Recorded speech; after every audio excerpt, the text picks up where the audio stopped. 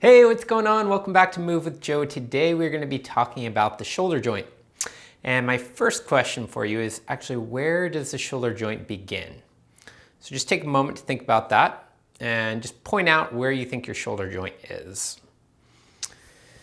And I'm going to bring in my friend Stan here. So Stan's going to help us point out a few different key points here. And so if you're like most people, you pointed to the glenohumeral joint, which is the shoulder joint.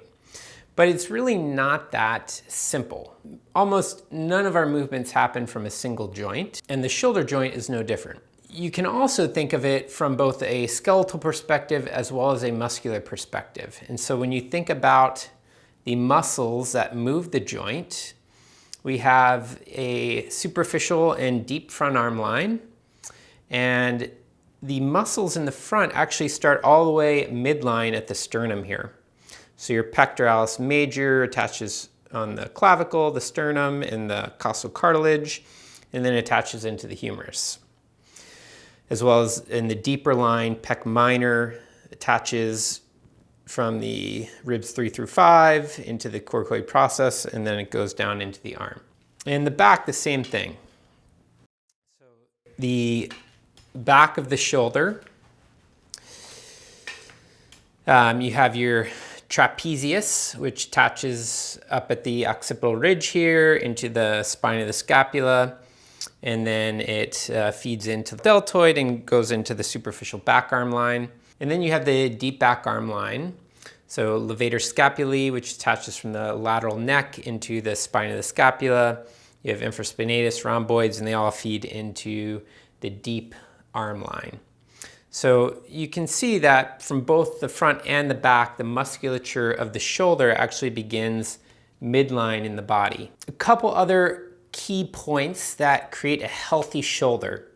So in addition to the glenohumeral joint, which is where the acetabulum and the humerus attach, you have the acromioclavicular joint, also known as the AC joint. You have the sternoclavicular joint where the sternum and clavicle attach. And you have the scapulothoracic joint where the scapula attaches along the back of the posterior ribs here. So in order to have a healthy shoulder, all of these joints have to be active and fully engaged to produce maximum amount of ease and movement. Now, today what I wanted to show you was in particular the relationship of the scapula and the arm. So oftentimes when people go to raise their arm, their scapula comes with them. And so the scapula begins to arc up along the upper rib cage, and it can actually start to limit how much you're able to move your arm up.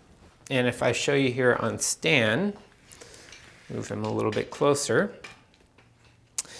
As I bring his arm up, if his scapula were to start coming up with the arm, you would start to get an impingement here in the glenohumeral joint. However, if you learn how to begin to slide your scapula down your back, so as the arm comes up, the scapula goes down, then that begins to open up the glenohumeral joint so Stan here can get more range. So there's a relationship of the ability for the scapula to slide down the back and how far the arm can begin to come forward. The second important thing that the scapula does is it creates a counterbalance for the arm. So the arm here is quite the long lever. So for the arm to come up, if the scapula begins to come down and it slides down the rib cage, it starts to create that counterbalance to bring the arm up. So it provides some stability and support here along the rib cage to allow you more power and strength in your movement of the arm. So far we've talked about how you can think of the shoulder joint from a skeletal perspective or from a muscular perspective, how the muscles attach from midline out to control the movement of the shoulders, and how the skeletal perspective, it's not just the shoulder joint, the glenohumeral joint, but there's also the sternoclavicular, the AC joint, and the scapulothoracic joint. So how do we combine this into better movement when we're working with the shoulder? So first off, if you watch most people move from the shoulder, they begin to just move from the shoulder itself. And so particularly, this isn't a very big deal if you're just reaching for a glass of water or something, but as soon as you start to load and you're just lifting from the shoulder joint, for example, let's say I have a heavier book. So I'm starting to reach up to this top shelf and I'm just lifting from here. Now I'm putting a lot of load onto this shoulder joint that I could do a better job of distributing the tone through more of my body. So by beginning to organize myself, so I maybe bring my leg forward, I get my rib cage underneath the arm, so that when I go to lift, I'm lifting not just from my shoulder, but I'm lifting from my whole body, from the ground up through my hips, up through my rib cage, stacking myself so as I'm coming up through the whole of myself. So there's just one simple technique that you can use to start differentiating the movement from not just the glenohumeral joint, but starting to think more through the whole body to make movement from the shoulder.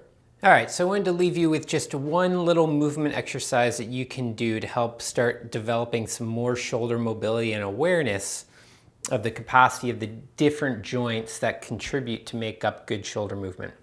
So if you have a wall, you could just make some fists and press your fists up against the wall. In this case, I'm just going to hold on to stand here. And so from here, you want the elbows at about a 90-degree bend. And so from here, what you're going to begin to do is start to roll your shoulders backwards and down. So you roll them forward, up, backwards and down. So you start to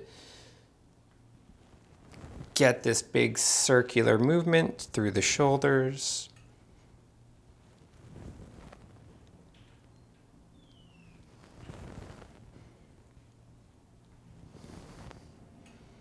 And then you can roll them forward. And so each time you're trying to really maximize the range. And you'll notice as you come up, the clavicle starts to elevate, the scapula starts to elevate.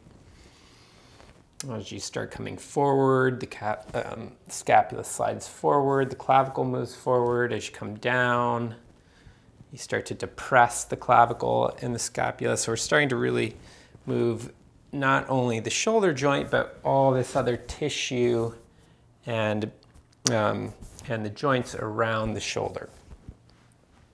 So another exercise I like to do is I'll use stand again as the wall.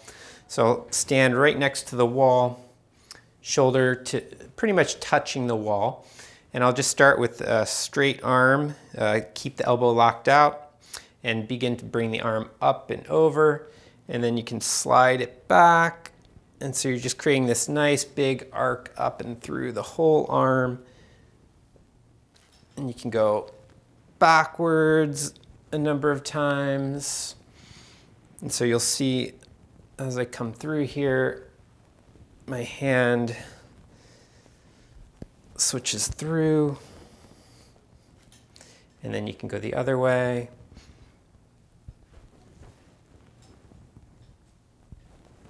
It's a little less clear not having the wall here, but that's okay. You guys get the idea. All right. So thank you, Stan. I'll bring you over here. So just to summarize, the shoulder is not just the shoulder joint itself. There's a lot more involved. We have the muscular that comes from midline, front and back, out through the shoulder joint into the arm lines. We have 4 different joints that comprise of the actual shoulder joint. So we want to, in our day-to-day movement, think about moving more through the whole of ourselves. So we're activating through even all the way from the foot all the way up through the ground, so that we're creating a base of support for the shoulder as we're starting to move through it. If we're beginning to throw, we're beginning to throw through the pelvis out through the arm. So all this stuff adds up in terms of how much tension we start to develop in our shoulder joints. The more we tend to isolate the movement, the more tension that builds up, the more rigidity that builds up, and ultimately the less performance that you get. So the more coordinated, integrated the movement is, the more that we're distributing tone through the torso, through the hips, to build that momentum, that power to come up and through the arms, the better the performance is going to be and the less likelihood of injuring your shoulder. So I hope you enjoyed today's video. Hit the like and subscribe button, and I'll be seeing you soon shortly.